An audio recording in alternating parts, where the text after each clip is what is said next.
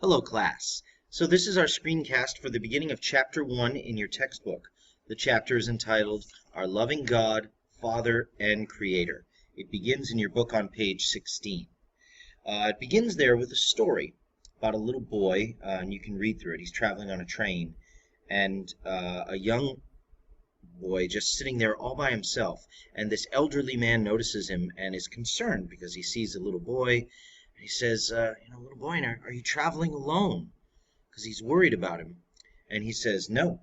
And he says, why not? He says, because my dad is the engineer. He's driving the train. This points to this sort of understanding that many of us have in that we don't need to see that God is with us, but we know deep in our hearts, deep in our bones, that he is. So this is obviously the position of our church. This is obviously the position of our school. Not the atheist position that there is no God, but that there is. There is a loving God. He is the creator of the universe, and we call him Father. There are different ways of thinking about this God that you probably remember from freshman year. So the different ways that we think about God are laid out by your book on pages 17 and 18. Different ways of thinking about God include the red term monotheism or monotheistic, belief in one God. And here are the three great monotheistic faiths of the West, Judaism, Christianity, and Islam, which make up over 50% of religious peoples on planet Earth. If you put Christianity and Islam and even little Judaism, which is a very small percentage of the human race, but if you put them all together, that's more than 50% of us. So a good deal of the planet Earth is monotheistic. We also have other religions that are polytheistic. The most popular one with the most believers is Hinduism, with its huge pantheon of gods, sometimes distilled down to the one, Brahman, but still, it does have a belief in many gods, as well as a traditional Japanese religion, Shinto, that is polytheistic, poly meaning many or more than one. We've also got deism. Deism is something that's very much, a part of our culture. The United States of America was founded by a lot of men who were Christian, but had a deistic view of God. I'm sure you've noticed this unfinished pyramid before. This is a popular deist symbol. Oftentimes, like on our dollar bill, this unfinished pyramid has the all-seeing eye right here.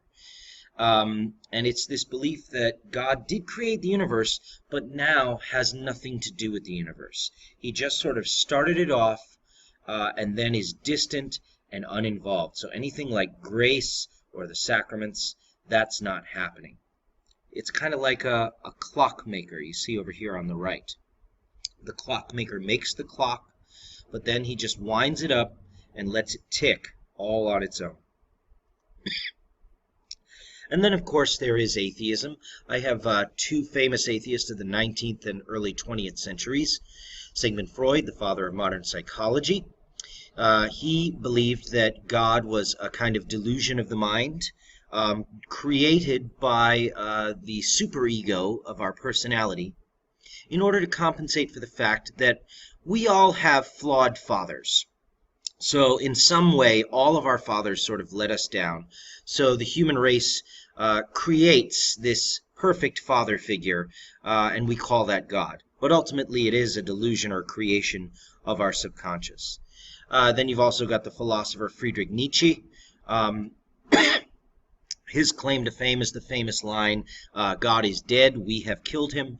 His notion is that in order to become a Superman, and that was his term that he coined originally, one needs to sort of put to death all of the superstitions and ancient religions of the past, and only by then you will recognize your own human will to power, and then you can be Superman once you have thrown off the shackles of religion and belief in God.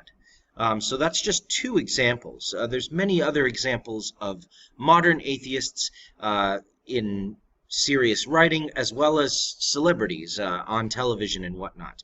You've got Bill Maher, you've got Seth MacFarlane, you've got writers like Richard Dawkins and Sam Harris, actors like Stephen Fry, that are very vocal in their insistence that there is no God. So it's very much out there and about in the culture today.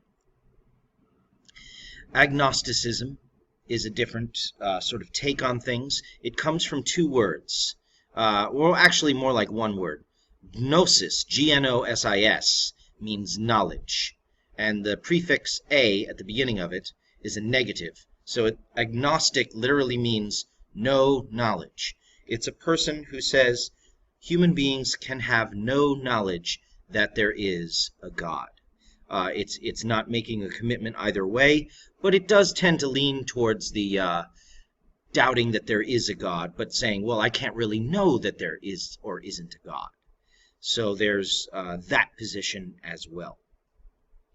One thing that we are told a lot by people on the either agnostic or atheist side is that you have to abandon your mind and abandon your reason and abandon your logic in order to be a person of faith. This was not a hard picture to find on the internet because it's seen as this sort of no to using your mind, using your reason, using your brain, and people assume that that's what religious people do. They have this brain, but they just refuse to use it. And if you just accept that you have a brain, everything will become clear. You'll get rid of your religion and your silly belief in God, and everything will be okay.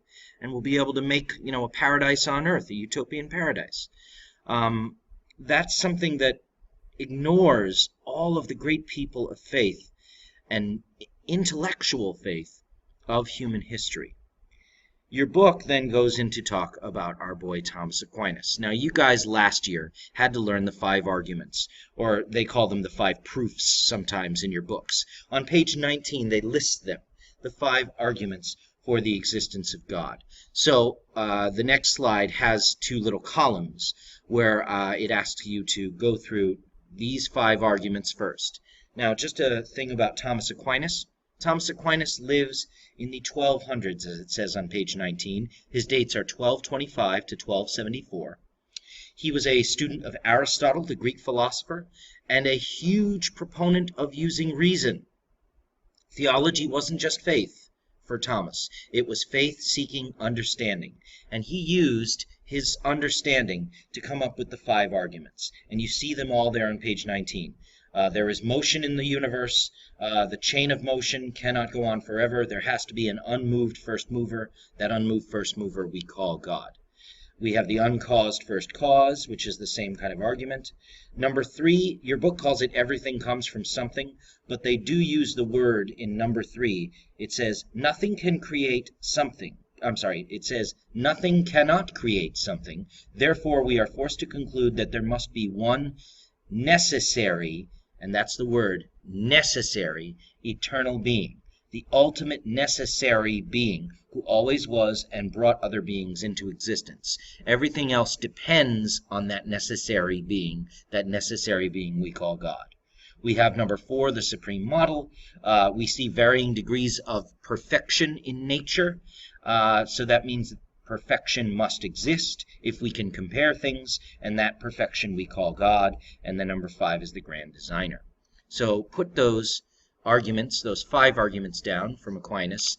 Make sure this is all review for you from last year, so just read it very carefully. They then go into what we call the heartfelt proofs of God's existence. And that's something else that I want you to read on pages 19 and page 20. It spills onto page 20. I would like you to list off and explain those heartfelt proofs. Now, they have listed 1, 2, 3, but you could break them up. So there's joy and happiness. We all seek joy and happiness. God is the source of all joy and happiness. An experience of beauty and truth. An experience of moral goodness and justice. And even spilling on to page 21, love. The idea of love.